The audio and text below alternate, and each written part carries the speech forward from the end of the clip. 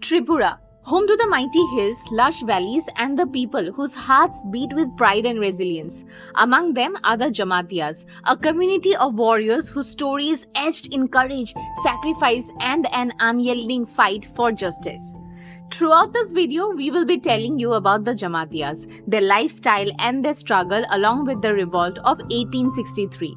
Make sure to hit that subscribe button on our channel Paper Learn, where we bring you a treasure trove of historical content from the Northeast India. Explore our videos and become the go-to Northeast expert in any room. So, before we begin, let me set the background for you. Tripura lies to the east of Bengal. For a long time, this region faced threats from the Mughals and the Afghans ruling over Bengal. The Tripura army, filled with the Jamatia tribe, were great warriors and they always defended their kingdom. Now fast forwarding to the mid-18th century, the East India Company started its penetration into the northeastern part of India. During that time, Tripura was ruled by a king who signed a treaty with the British.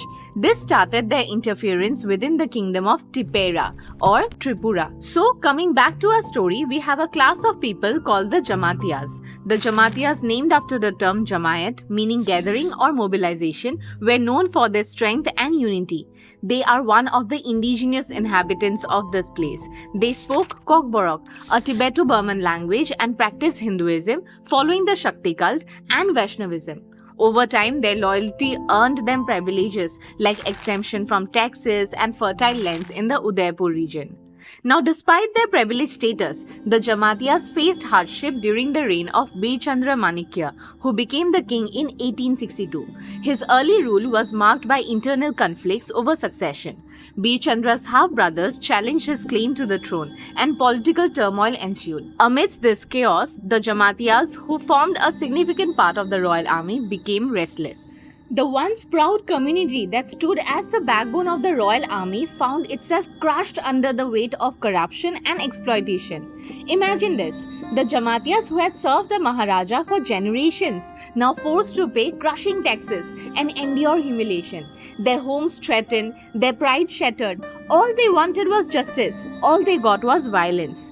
When the king sent his army to collect rents by force, the Jamatias could take no more. Their grief turned into rage, and in 1863 they rose as one, refusing to pay taxes and storming the Udaipur palace.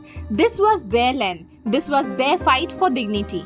The king Bir Chandra Manikya fled to Agartala and dispatched his army to suppress the revolt, but the royal forces failed. Determined to regain control, the king sought the help of the Darlong Kukis, known for their fierce combat skills.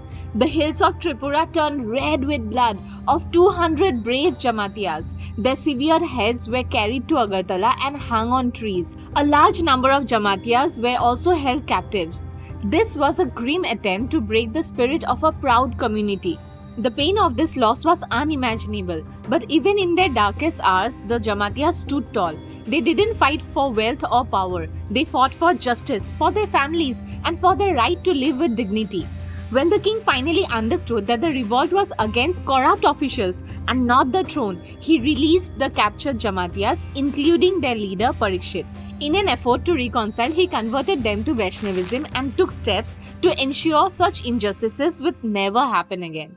The British authorities were critical of Bir Chandra's handling of the revolt, attributing the unrest to the actions of his own tax collectors rather than his half-brothers, as the king claimed. To prevent future uprisings, the king introduced reforms, including establishing police stations and courts to address disputes fairly. Though the revolt ended in bloodshed, it highlighted the resilience of the Jamatias and their commitment to justice.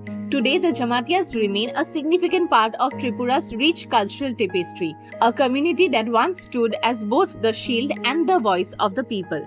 Thank you for joining us in this journey into Tripura's past. Let's keep these stories alive. Like, share and subscribe to Paper Learn. Pay only for what you learn.